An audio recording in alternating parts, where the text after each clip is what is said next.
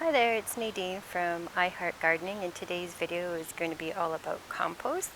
So what I have here in my garden cart is compost I've already harvested this spring. I'll show you how I do that after, but first I'll show you what I use for compost bins. Essentially, I've made my own compost bins out of garbage cans with a lid, and all I've done is drilled some holes in the sides for aeration. I've also drilled holes in the bottom for aeration, but also I think it's important that the microorganisms from the ground get up inside the compost, and I think that's what helps break it down. I have another compost bin that I have tucked into the garden, the edible landscaping. I've already harvested the compost out of this bin and started a new compost. So that's made up of whatever was left over from last year that wasn't quite broken down yet. And then the other bin that I have is the Tumbling composter, but I have decided to get rid of it this year. So if anyone is interested in a composting tumbler, I'll tell you the pros of it are that it's very easy to aerate. All you do is spin the drum, and that turns your compost for you, so that is a very nice pro. But the cons of this bin is that it is not as effective in breaking down the compost, and I think the reason for that is because it's not on the ground. It's actually lifted up off the ground, and I think you do need the microorganisms from the ground to get up inside your compost. The other con to this is that it's not as easy to remove your compost from the bin. The holes are small, and you actually have to stick your hand inside there to pull it out. And then you can see inside there's kind of, well, I'll call them blades, but they're not sharp. And those are in there just to help aerate the compost, but then you have to tuck your hands in between those blades to pull the compost out. So it's a little bit hard to get it out. One thing you could do is if you had something underneath to collect your compost, you could maybe dump it out, but it'd have to be something like a low tray to dump it. So I've made the decision to get rid of it. I've kept it all these years because it's been actually super fun spinning it. Like literally every time I spin it, I feel like I'm on The Price is Right spinning the big wheel. So I've enjoyed it, but this year I decided, nope, I want more effective composting.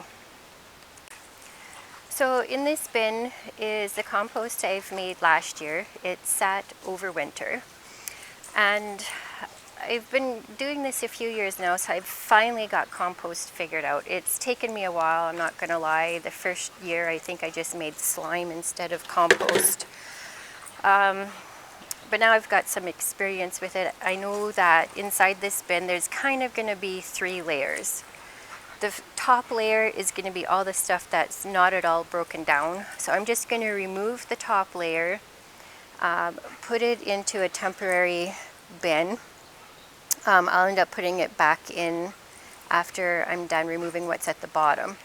So all your compost is going to be the very fine stuff that is going to be settled into the bottom. So you need to get at the bottom to get at your compost.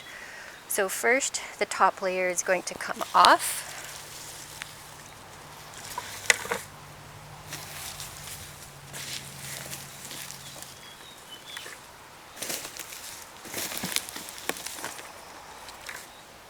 So I'll get that top layer off, and then I'll show you the mid layer, which will be kind of half composted, half not. Okay, so now I'm at the mid layer. So it's somewhat broken down, but there's still some particles in here that you can see are not broken down. So this I can take out and put in my compost sifter. And this sifter is something I made with my very basic carpentry skills. It's just some old 1x2 boards I screwed together and then used some hardware cloth as a screen. If you wanted an even easier compost sifter, you could just cut out the bottom of a plastic pot and lay down some hardware screen. If you wanted to do something like this, I would just recommend using a larger pot with a wider bottom, but it's small enough that you just put your compost in there and give it a shake. Here I've placed some of that mid-layer of compost on the sifting screen, and so now I'm going to have to shake it or tap it, and then all the fine particled stuff should fall out underneath here. So that will be a bit of a process, hard to do one-handed. So I'll get this layer done and then I'll show you what the bottom layer looks like. So now I've reached the bottom of the barrel and I've pulled out some compost. So you can see that this stuff is a little bit more broken down. It does need a bit of sifting anyway, but there'll be far less of the bigger pieces that need to come out. So there is the freshly sifted compost, and now this is ready to use to go right into my garden. So now that I have my compost bin empty, it's time to start making compost again for next year's harvest. So I'm going to start by adding in the things that were at the top previously. It's now going to go into the bottom.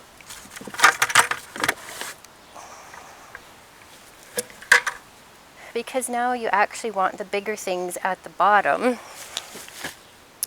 to help provide that bit of light air layer at the bottom. And then next I can start building my compost in layers. So I do have some kitchen scraps here. That's going to be what you refer to your greens or the nitrogen. And then on top of that, I can add my yard trimmings from spring cleanup, because you want to alternate your layers of browns and greens. I'm just going to add back in what was the middle layer there.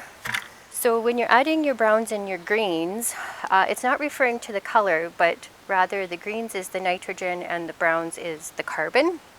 And you want to have a mixture of both. If you have too much greens, it's going to be soggy or slimy. So in the summertime when I'm doing this and I don't have the browns from the spring cleanup, I will use shredded paper, or I just rip up cardboard egg cartons and throw that in. All right, I found some browns here, some dried leaves to throw in. And then to aerate this container, I'll put the lid on and either give it a shake, it's small enough that I can move it, or I could roll it around on the ground. And then I'll continue to add the layers throughout the summer, and even though I'm continually adding, as it's breaking down, it'll go down and down and down. And then one last tip, just so you know, if you're adding coffee grounds, it's considered a green for the nitrogen, not a brown. So I think that's it for today's quick little compost video. Hope you learned something. I wish I knew these tips when I started. I learned by mistakes.